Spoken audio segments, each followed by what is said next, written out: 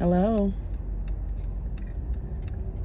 Welcome back to Motivation and Muscles with Mayya. Welcome, welcome, welcome. Good afternoon, good morning, good evening, whenever you're watching this. I'm on my way to visit my leads. We can talk about some things. And I wanted to just talk about how you can get started training for a competition, a bodybuilding competition. You know what? Ever since I've been doing this, I personally believe that every woman should train to compete in a competition. And I know a lot of people say, oh, no, not me. Just like natural hair. When I first grew my natural hair out, people were saying, oh, Black women in particular, they would say, oh, you can do that, but I can't. And then when I grew my locks out, and I have high top locks, so my sides and my back is shaved. A lot of women would say, oh my goodness, I love that hairstyle. I said, well, you can do it too. Oh no, not me. I can't do that. You can. Stop saying what you cannot do, what you can't do. We're full of that. The world tells us every single day what we can't do, what we're not capable of doing, what we're not strong enough to do, what we're not educated enough to do. The list goes on. But I'm here to tell you, you can do this. Is it going to happen overnight? No, it didn't happen overnight with me. So let me just tell you something. This is how I got started bodybuilding. I used to, when I was living in Hampton, Georgia, in this subdivision, right across the street, they were building a new, like a community center. And just like all local community centers, they offer different classes. I knew I wasn't swimming, but it was a kickboxing class. So I can do that. So me and the trainer of that class became really close. And what he would do is he would just kind of deposit little things into me that I really appreciated. Well, one day we were talking and he was like, you know what, Mayya? You should go into, what did he call it? Fitness modeling. I was like, oh no, I'm not doing that. Child, I had 2 kids. Okay. I have the stretch marks to prove it. And it's a whole no for me. Nobody's doing that because see, in my mind, when I looked at fitness models, and he was speaking in reference to modeling a bikini, right? And I was just like, I don't even wear a bathing suit. I mean, that's a no, right? So anyway, he was like, no, you should consider it. You have the structure to do so. And ever since he said that to me, and I think he knows now because I told him, I said, you really planted a seed, and I appreciated it at the time. So I continued on working out. And let me back up. When I was thinking fitness model, I had a perception of what that looked like. In my mind, I thought that these women were flawless and perfect from an aesthetic perspective. So I just was like, I don't even qualify for that, right? So anyway, moving on. In that same gym, no. I moved in with my mom because I got divorced, right? Moved in with my mom, me and my youngest daughter, because my oldest daughter went off into the military. So it was just me and my youngest daughter. So we moved in with my mom, and less than a mile away from her house was a community center. And I said, well, I have to continue on with fitness because I loved, having a routine of fitness and whatever. So was doing that. And then I met this guy named Rodney Scott. And he was like, I can train you. I can train you. You have the build for it. I can take you where you need to go. I said, well, do you know how to train someone who's trying to get into fitness modeling? And he was like, fitness modeling? I was like, yeah, He was like, oh, you're talking about competing. And I was like, I didn't know anything about that. And he was like, well, you know what? I don't do that. I know somebody who does. But he didn't do that. But he said, let's just start with working you out and getting you conditioned. I was like, okay. So I worked out with him for maybe a good year. And then I wound up looking for, because now it was a real name to what I was interested in doing. And I found a competition coach. She was my first competition coach. And I went in just to kind of talk to her at her gym. And she asked me one question: why do you want to do this? And I just was like, it's a bucket list thing. Because at this particular time, it was something that I can kind of check off and say, I did. And I think that might have been in 2016. I think so. But, and I said, well, how much? And when she told me how much, I was like, because I think I was only giving Rodney Scott maybe $275 a month. But this new female trainer was like, I think maybe 400, something like that. Anyway,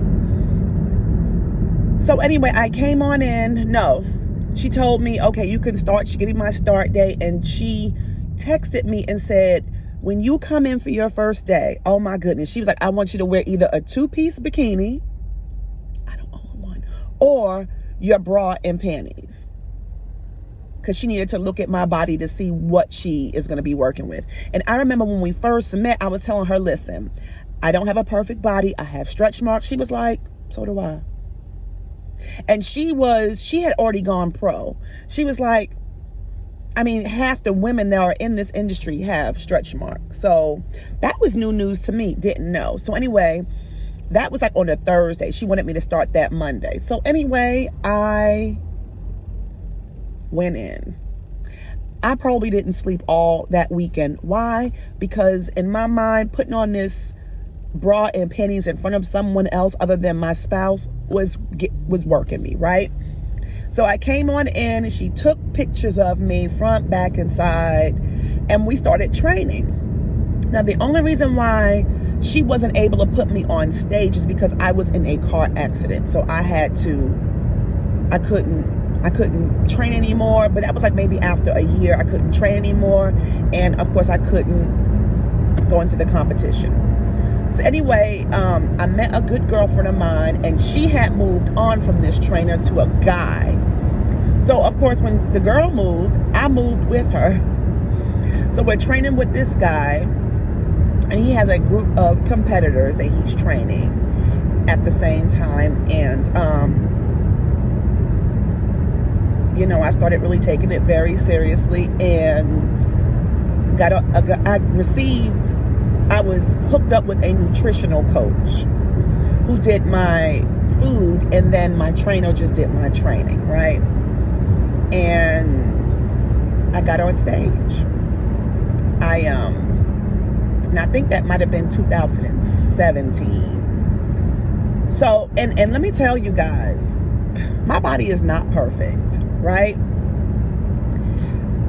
The day of my competition, I knew nothing. I didn't know what to expect because I was green, right? But when I got behind stage and saw all these women up close, even after being tanned, I was like, oh my goodness. These women have nicks and bumps and rolls, and not many rolls, but I mean, these women up close was not perfect. What we see in social media, what we see on Instagram. So ever since then, I kind of caught the bug. I loved it. I loved how my body looked. I loved how I felt.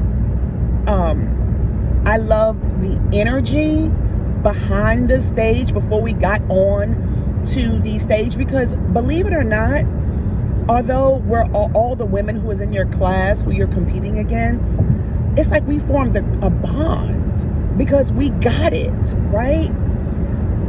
Oh my goodness, I love show day. Show day is by far my favorite part of competing. Behind that stage, there is no negativity. Everyone is encouraging everybody, uplifting each other. We're all practicing going over our poses. And I mean, all different walks of life. Amazing. I knew then anybody, because I'm a personal trainer. I think I've told you guys, I've trained a couple people and tried to convince some women, yo, you should get a competition coach and just compete. Do it one time, right? I get the excuses. I'm too old. No, you're really not. Because my last competition in 2019, a 76-year-old woman got first place. I got third. Okay, so you can't tell me you're too old. You have the time. You make the time. If it's important, you make the time. So, I mean, I'm not trying to drag anybody to the stage, but what I'm saying is there is so much that comes out of bodybuilding. I mean, just a more enlightened, positive, focused mindset. And I am convinced you change your mindset, you change your focus and your goals, your whole entire life will change. So if you've been looking for a sign to start working out and or to find a competition coach, here's your sign. Do it. Do it. Now, I will tell you, and I think I'll get more into this during another video, but yes, is it expensive? Yes. If you think for a second, you can, now some people can, I don't want to take that from anybody, but if you think, I know for me, I cannot have a lifestyle of going out, partying, shopping excessively, and doing all this extracurricular, drinking and partying and all that stuff, plus training. It doesn't work. You're going to have to give something up, and it's the extracurricular activities. Do I shop? Yes, but it's in moderation, and it's more or less for sports bras and stuff for the gym. I don't really shop like I used to, like for clothes. But it's a wonderful journey. And I know people are on this whole women's empowerment. It has nothing to do about women's empowerment. It is about, this is a spiritual journey. Because there's so many things you have to cut out of your life. You cut out all of that foolishness. Oh my goodness, I absolutely love it. If you have any additional questions or concerns about the journey to the stage in reference to competing, let me know. Drop your questions, comments, or concerns down into the description box. I would love to continue this dialogue. Yeah, I just kind of wanted to tell you guys about that. It was on my mind this morning, and I just wanted to share. So that is it. Thank you for liking, commenting, and subscribing to Motivation with Muscles with Mayya. Have a blessed rest of your day. Bye.